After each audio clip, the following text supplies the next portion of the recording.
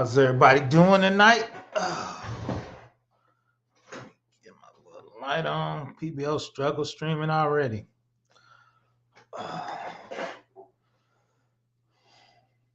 Give me one in the chat if you can hear me. Give me one in the chat. Shout out to Jeffrey Johnson. Shout out to my man Before the Billions. Shout out to Before the Billions. Somebody reached out to me. I'm reaching out back to them. They said you sent them to me, so I'm going to get back with them ASAP. Give me one in the chat if you can hear me.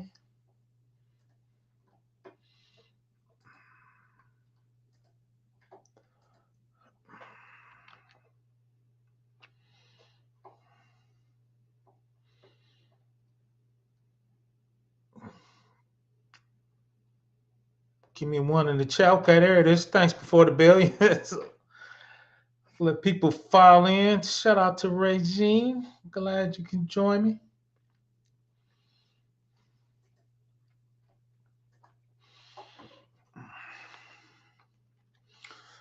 Whew, I'm tired. Thanks for joining me. You see it. We're going to get that IRS Pub 4812.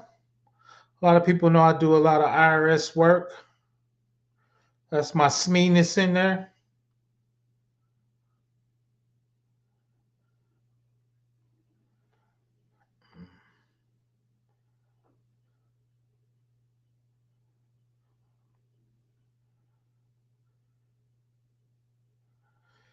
So part of that is understanding the different IRS compliance. This one is, what's up?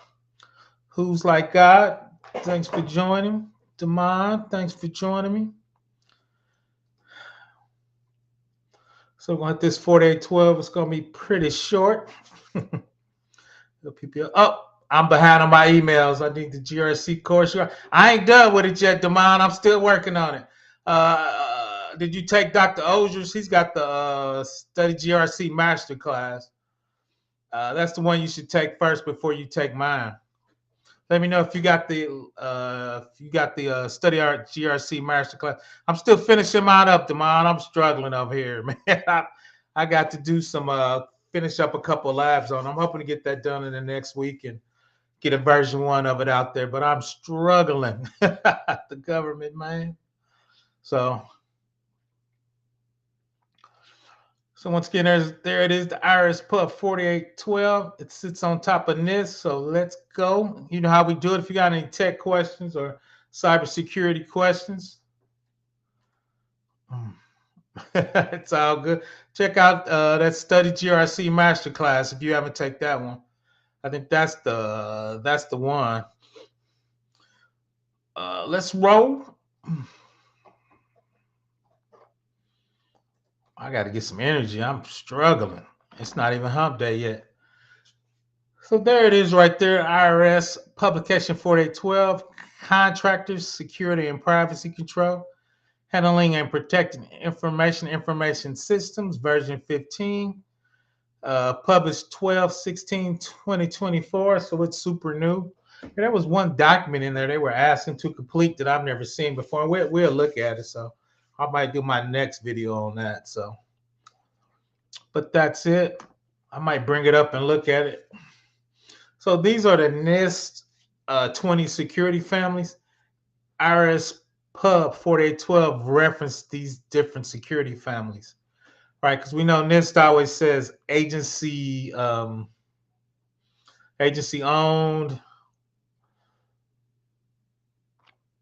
documented by the agency. What's up, Ty? So the agency today is going to be 4812. Once again, those are the 20 security families for the NIST 4812. I always want to say 1075. That's the one I usually work with. But 4812, once again, is for contractors. So that's what we're going to dig into tonight. Shout out Excel Pro. Thanks for joining me. I appreciate that. Hit the like button. Yeah, I went for a walk today. I'm exhausted. I got to get in better shape. I think that was a bad idea. So let's grow. And that walk could have been a bad idea. So So we're going to dig into it. We're going to look at the AC controls. Once again, there's AC at the top on the NIST family. This is from the 4812. The AC family provides security controls required to restrict access to IRS SBU data and information systems. The data shall be restricted to those contractors and subcontractors who have been approved for interim or final staff-like access by the IRS PS and have a need to know. Right, so it's access control. Once again, you need to know. A lot of the PS, a lot of time is background checks, security checks. So once again, here's the subfamilies from the 4812. Pretty much the same as it in this, but a little more detail. So from the AC family, from the 4812, once again, you got our favorite one. I just got out from the CISP study stream. So we was talking about policies and procedures, account management, access and information flow enforcement, separation of duties, least privilege, unsuccessful login attempt, system notifications. You see them right there, but those are the subfamilies and access control that when we do our policies and procedures, these are some of the things from an AC perspective that we will be touching on, right? Especially from the procedure standpoint, because access control is going to have you onboarding and offboarding part of that. We just saw that separation of duties and least privilege.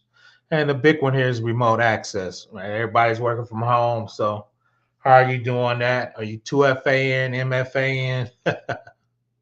So what would that look like?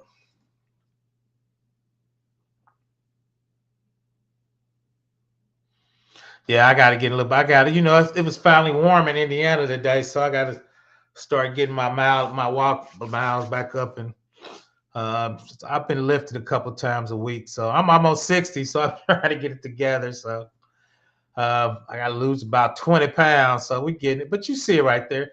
That's the access control and the subfamilies, right? So we're talking about, once again, the IRS publication 4812s for contractors and subcontractors. Somebody reached out to me, and I was helping them a little bit with the 4812. So that kind of made me thought maybe I should do a quick video on it. It's something I do probably every 3 or 4 years. My job will reach out, ask me to do some stuff on it, or somebody will reach out with some IRS work. I probably, from a security perspective, I probably got the most IRS videos probably on YouTube. I think I got 4 or 5 of them. So a lot of people don't have that. But once again, these are the subfamilies. And once again, in my course, we're going to touch on, I touch on access control. I'm doing some access control policies and procedures so you can have templates. I got some revision forward, and I walk through how to get those up to R5, right? What titles changed, which sub controls were withdrawn, right? Which controls were expanded, right? So how would you actually do that and write policies and procedures for your organization, right? We're going to do them for a small company, then what would they look like from a large company or a large agency, right? So long story short, for a large agency, usually we have 20 separate policies and procedures and handle them separately. From smaller companies, we usually put them in one document. So, because in a larger company, you're gonna have multiple people looking at them, multiple people signing off. Even when your assessment comes in, they usually look at them differently. So we usually take those 20, zip them up, and send them out to the assessor. But we're gonna talk about that too. Once again, those are the subfamilies. Once again, digging into the access control. Then this is access control from the NIST 800-53.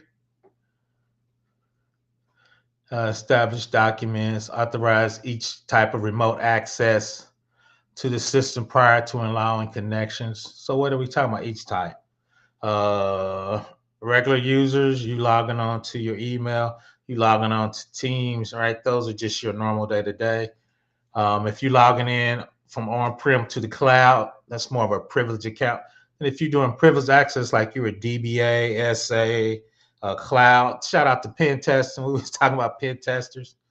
Then if you see there, VPN connections transverse to external, so they start giving you some requirements at a high level. Then once again, when you get to the agency, which will be the IRS publication 4812, now you see VPN in there using two-factor authentication to effect and FIPS 140-2 or later validated encryption. Right now, so this agency sitting on top of NIST and it's telling you super specific what they want you to do as far as your technology. Once again, virtual private network, which is in the third paragraph. I'm jumping around, right? The IRS virtual private network using two-factor authentication to effect, and the FIPS 140-2 or later validated encryption module. What does that mean? That means that encryption was actually sent out to the government and they validated to make sure it was done properly. The 2FA requires the use of one, something you know, such as a password, and something you possess, such as a token card to access the information. A lot of times, something you possess, a lot of times, is the Microsoft Authenticator on your phone, right? But once again, now we're talking about the IRS, a specific agency, and what they want you to have in requirement. Then if you go down to right above the supplemental guidance, contractor using cloud service provider shall ensure the CSP cloud service provider provides the capability to disconnect or disable remote access to information systems within 15 minutes.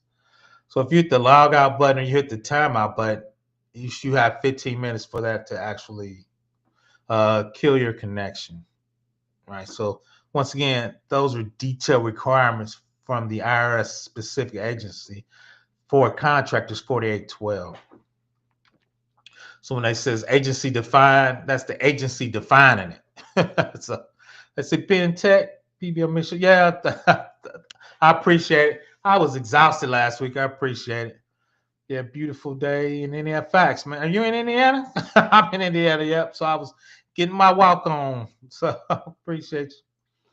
Good evening. Shout out to NC workers. Shout out to data engineers. Facts. Shout out to data engineers. Yep. I sometimes I think I'm gonna go back data engineer. I'm like, nah, I don't want production calls. I don't want production calls in the middle of the night. So we'll see. My apologies. I dropped the link if anybody. But once again, this is the IRS publication. Usually say agency defined. The agency defined is the IRS. So now once again, you see it there, third paragraph down. VPN, two-factor authentication, FIPS 140-2. 2FA requires something you know, such as a password, and something you possess, such as a token card or your phone. Oh, that's cool, man. One of my favorite cities. I keep thinking I might work in Chicago one day. Oh, that's cool. Yep, I was getting my walk on. So let's keep going. Once again, just talking about what requirements 4812 for subcontractors for the IRS was looking for. So let's keep going. Like I said, I think it's going to be short. I just want to talk a little bit about 4812 for the IRS and for contractors, kind of what a package would look like for a company doing work with the IRS, especially from a contractor. So once again, you see up here, their contractor said virtual private network, two-factor authentication. Everybody knows I'm an AWS guy. So you see at the top, documentation for AWS VPN. So site to site. So you have your on-prem site to site to your tenant up in AWS. So your corporate traffic could follow up to your tenant. And also the other way around. So you can use your own site Active Directory to log into your AWS. How do you want to do it? So a lot of times you do VPN. So I just pulled out some stuff you would look at. We're talking about third-party assessments and what that will look like. If you look at the first bullet points, you can use inside AWS site-to-site VPN, use multi-factor authentication. Remember that was one of the requirements. Encryption, SSL TLS 1.2. So I'm having problems with my screen. Let me make sure y'all can still see that. Yep. It's ooh, something happened to my hmm. Um, oh, it adjusted to 1080. That's what's going on. Hmm. Let me see what's going on with my screen real quick. Why did my screen adjust? My screen is auto adjusting for some reason. My fault. It's back to normal. Let me know if everybody give me one in chat if the screen looks normal. PBO struggle streaming. So once again, we're talking about the AWS site-to-site VPN. Let me see. One of the first bullet point once again was the MFA. Encryption SSL TLS 1213 is recommended. Then the other one is the sixth bullet point FIPS 140-3. So we can configure it to get it to that national level encryption we were looking at. So let's go up one more. Third paragraph, VPN, two-factor authentication, FIPS 140-2. So you as a GRC person or a security person, you need to validate the services you're using in AWS to make sure you can meet the IRS requirement, right? And the IRS requirement is what we were just looking at. And from once again, from a GRC third-party assessment or just an assessment at all, once again, we saw the 4812 requirements.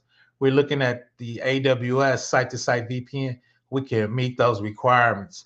A lot of times you're working with architects, you got to give the architects those requirements, or if they pick a certain service, you got to validate that those services can meet the IRS requirements. Let's see what my man Deli said.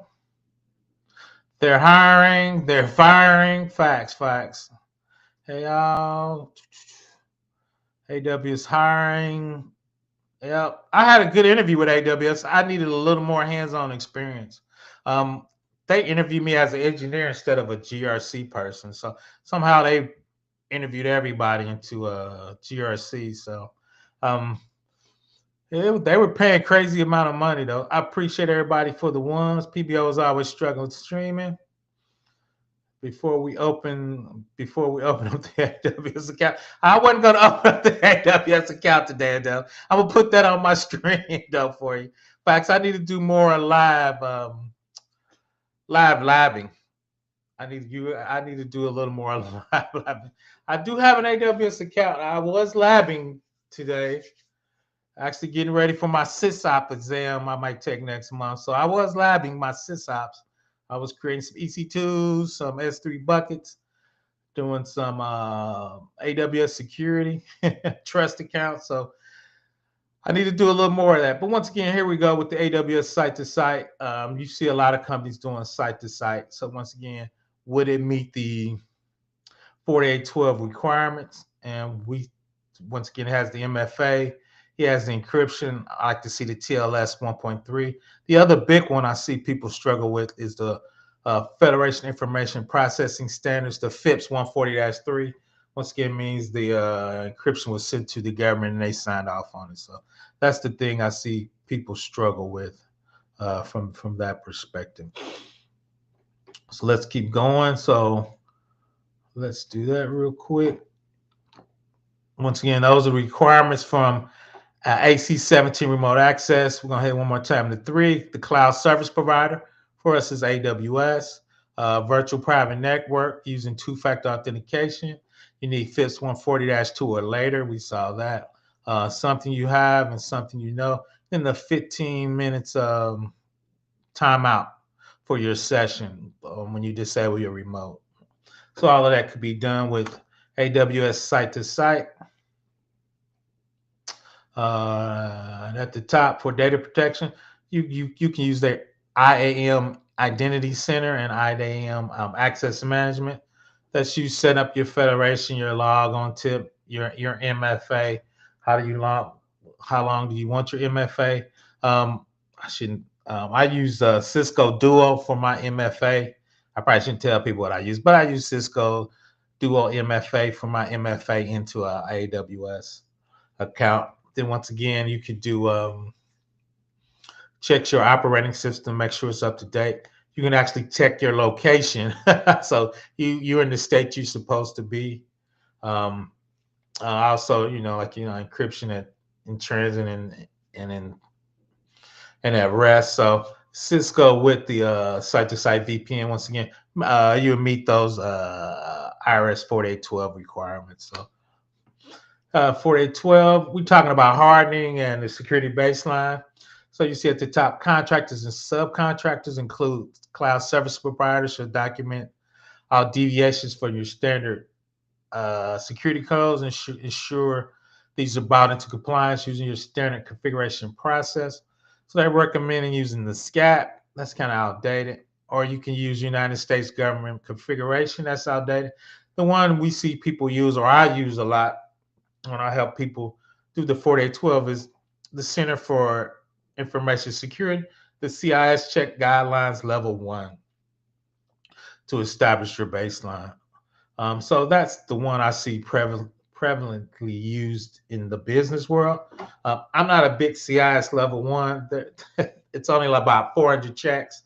I'm usually using more of the STIGs or the schisms, which is closer to 1,000 checks in your environment. So once again, the 4812 saying you should use your CIS guidelines level 1. So once again, we know we're AWS.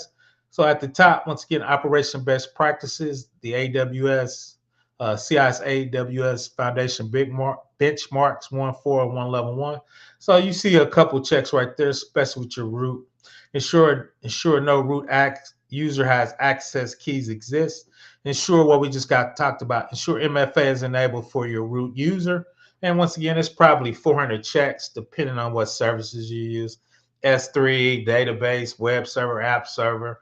That could be IIS or Apache Tomcat if you're in Unix, but there has CIS checks that goes with those technologies. So you as a GRC person, I'll go in here and I'll pull out all the checks used for the security architect and sometimes the CTO, or once again, the architecture of the whole product. Because I'm saying these are the checks we need to pass so we can be 4812 compliant, right? Somehow we got IRS work or 4812 work. So how do we make sure the software we're using or the software we created, once again, meets those requirements? So let's see. Shout out to the S3 bucket. Shout out to Casual Economists. So once again, these are the AWS configs, checks. We're going to do a lab on this where you develop your architecture. Then this is just a scan. It'll scan your architecture, tell you what you passed or failed for the CIS benchmarks. Then what we failed, we'll put in a poem. We'll put in Planner in Azure. Then we can Planner be like, these are open findings. These are what we need to fix. This is how long we have to fix them, right? And that'll be our continuous monitoring. And once again, our poem from things we need to fix. But once again, this is the AWS config. These gives you the security checks for your compliances. Once again, that's the CIS benchmarks. They have STIGs, DOD, IRS, anything you want they have out there. I didn't see ITAR out there, but they have a ton. They probably have about 400 different checks. So once again, your architect configure their environment, and we'll run these to make sure how we configure them could pass a 4812, which basically is a CIS level 1 benchmark scan. So that's kind of how that goes together, and we'll put that together from a GRC compliance scan.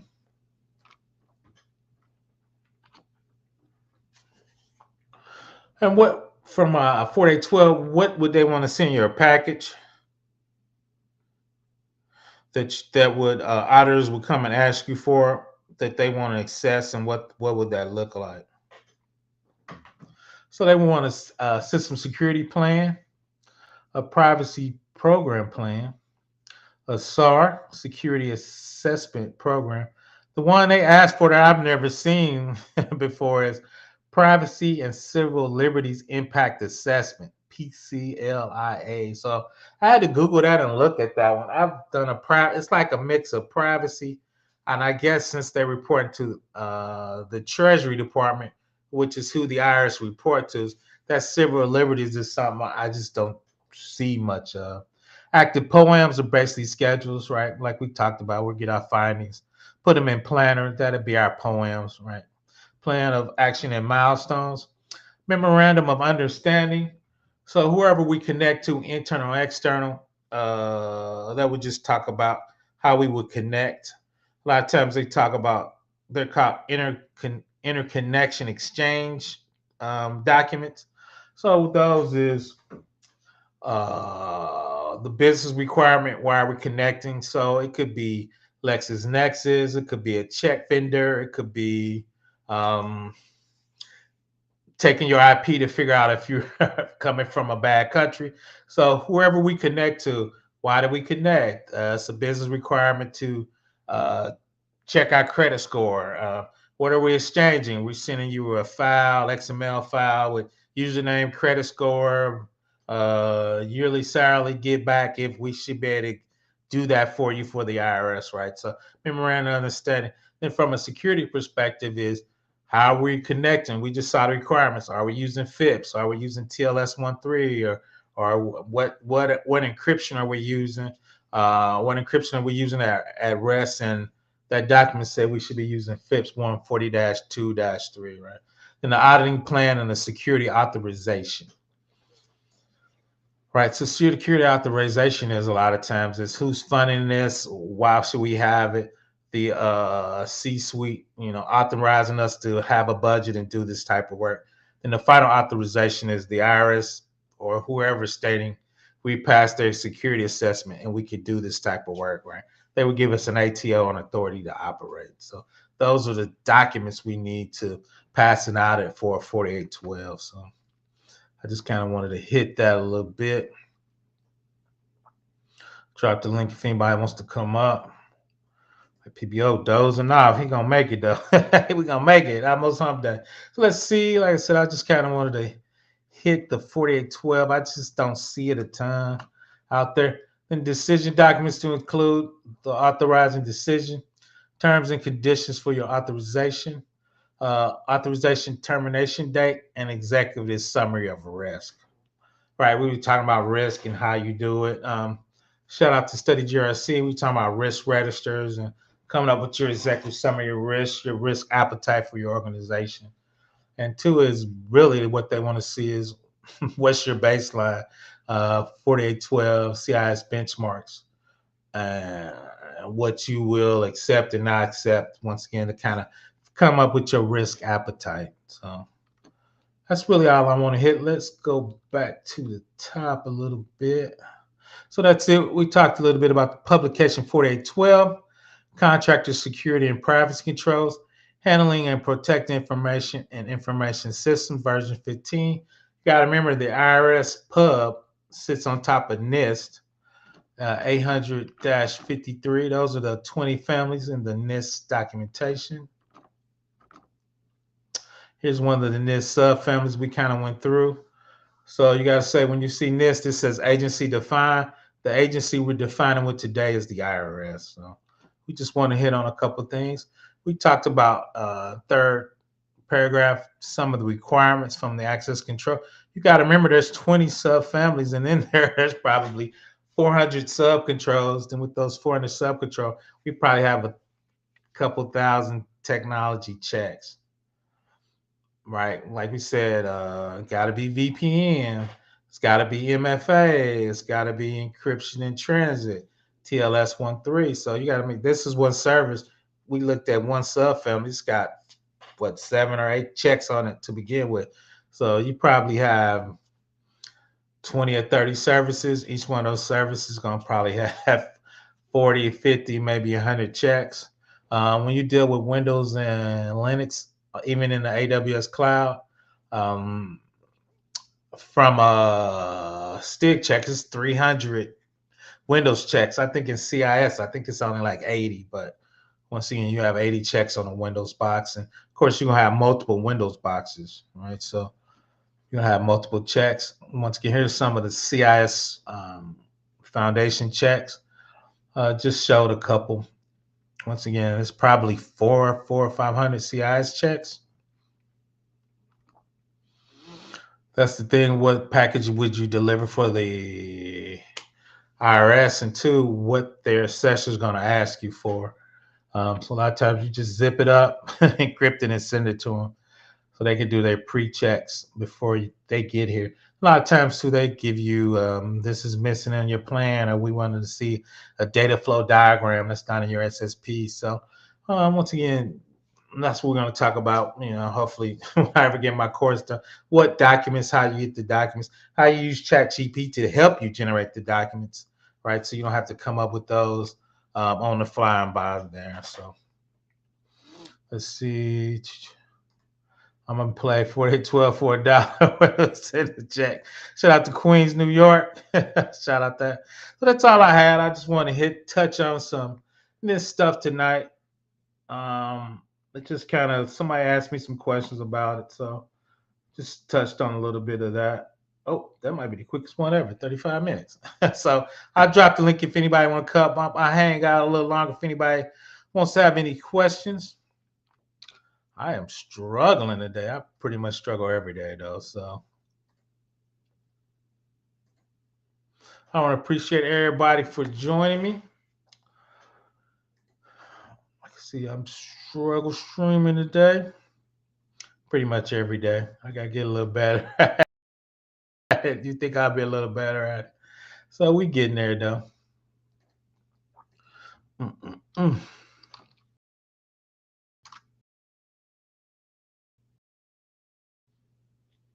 Oh well, let me see. Somebody had a good. Let's see. Somebody asked me firing. I think it was man Deli. And somebody asked me, yep, AW is hiring.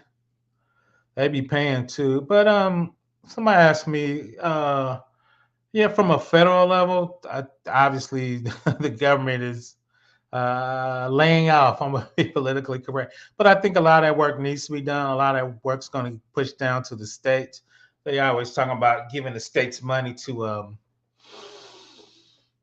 finish those projects. I think they're going to outsource those projects because there was a big discussion about H-1B and different subbing out work. So I think they're going to sub out that work to the bigger the big consulting firms.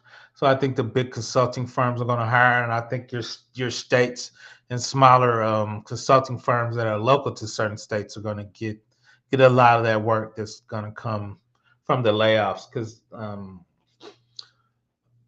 once again, you still got to do that work. You still got to do the programming work. So I think the feds obviously going to lay off. They are laying off. I think a lot of that work's going to once again go to the big dogs. Arthur and Anderson, Price Waterhouse Cooper, Khaki. I'm trying to think of all those small ones I work for. Khaki. So I think a lot of those bigger companies are going to get those assignments, and I think from a state level they're going to push those projects down to the state level. Oh, facts. That's why they're gonna need to hire. I agree with you. I'm not disagreeing with you. Facts. I think that's why they're gonna ramp up, and I think that's why the big consulting companies are gonna get that money to help them. But I don't know, Chad, man, what's your thoughts on that? I think you're correct. I think it's gonna go down the states. The states can't handle it. They're gonna get some of that. You welcome.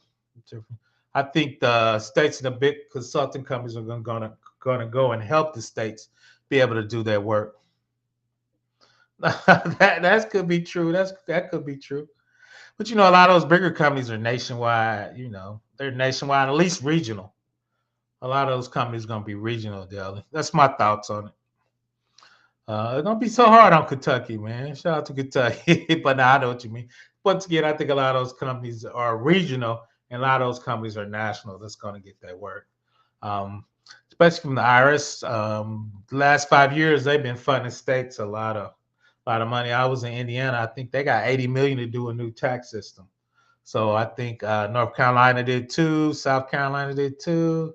I don't think New York did too. So yeah, Treasury's been putting a lot of money out, helping states modernize FISMA, which modernized, I think 2016.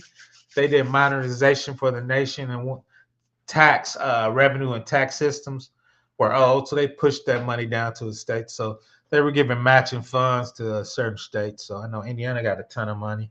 I helped implement it. Shout out to me. Oh, shout out to me. But no, I appreciate everybody for joining me. But so I think that's what's gonna happen. I gotta figure out why my 15 minutes keep cutting off. But no, once again, I appreciate everybody for joining me. I'm gonna do a little better once I wake up in the morning and finally check my email. It's just been a rough couple of weeks for PBO. Let's see. Select fee companies club. Oh, you know how it is. Facts. Yeah, I mean that's it. We know what that is. That's the same regime, the people that donated money politically too.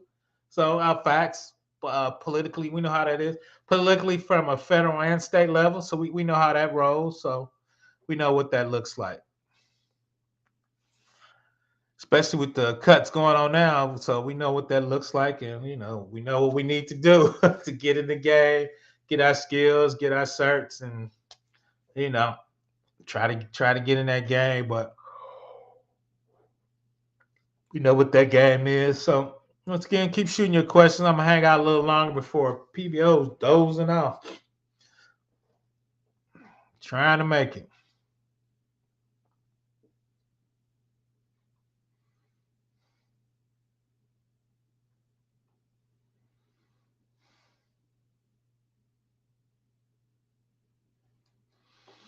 The job market is looking seriously rough now, so this might not be the time. All right, gotta let this feel you. I feel you. I'm out, everybody. I want to appreciate everybody for joining me. Shoot me an email, professorblackops@gmail.com. My bad, I'm a little late on the emails. I done had a rough couple weeks, but I appreciate everybody for joining me. And if you're looking for something specific, let me know, especially from a federal compliance. I have a compliance playlist.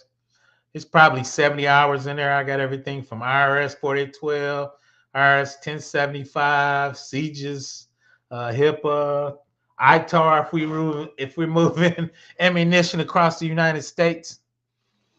I feel you. I'm out, everybody. Once again, I appreciate everybody for joining me. I'm out. Have a good hump day tomorrow. I need to take a little break and get back to it. Once again, I appreciate everybody for joining me. I might go live Friday and do a third-party assessment. Get back on those Friday at lunchtime. Once again, I appreciate everybody for joining me. I'm out. Have a great hump day tomorrow.